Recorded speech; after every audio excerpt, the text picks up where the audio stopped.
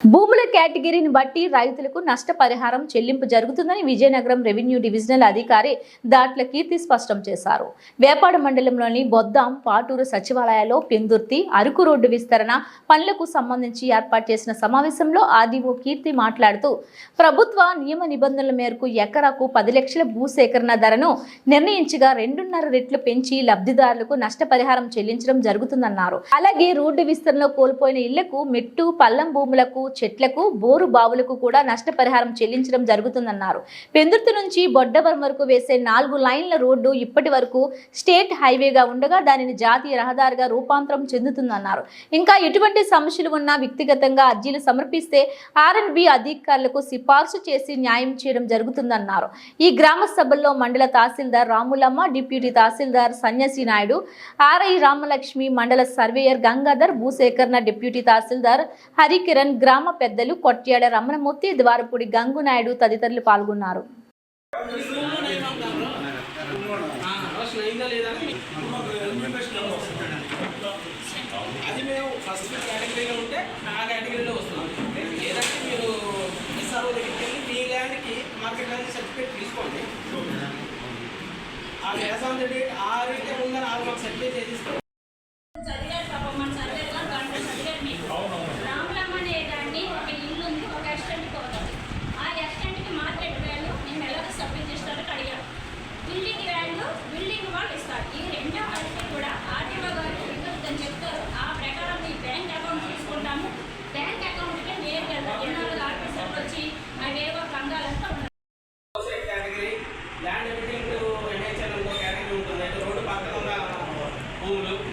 అలాగే last conversion అయిన భూములు అవుట్ సైడ్స్ కేటగిరీ తీస్తారు.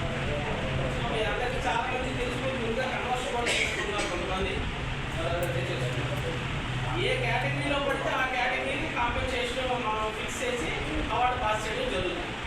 ఇది వ్యవసాయ భూమి అయితే వ్యవసాయ భూమిగా కన్సిడర్ చేస్తాం. అది వాళ్ళు ఇచ్చిన రేట్ మీద 2.5 రెట్లు, అది కలిపి 2.5 రెట్లు. దాంతోపాటు 100 రెట్లు, 100 రూపాయలు అయితే మీకు 250 రూపాయలు ఇంటి పనులు రసీదులు ఇవన్నీ ఉంటాయి కదా మీ దగ్గర. అదే అంటున్నా, హౌస్ సైట్ అసెస్మెంట్ నెంబర్లు, ఇంటి పనులు రసీదులు ఇవన్నీ ఉంటాయి కదా. ఇంకోటి గ్రామకంఠం ల్యాండ్ కూడా ఆన్ పార్టీకి జరాయితీ ఇస్తాం. మామూలుగా అయితే గ్రామకంఠం ల్యాండ్కి ఇంకా ముందు ఉన్న ల్యాండ్ ఎక్విజిషన్లో భాగంగా జరాయితీతో ఇప్పటివరకు ఇచ్చేవారు కాదు. ఓన్లీ గ్రామకంఠంలో ఉన్న ఇల్లుకి మాత్రమే కాంపన్సేషన్ ఇచ్చేవారు. అంటే ఇల్లుకి ఇంకా ఎన్యూమరేషన్ అయితే ఆ ఎన్యూమరేషన్కి మాత్రమే అమౌంట్ ఇచ్చారు. ఇంకా అలా కాదు.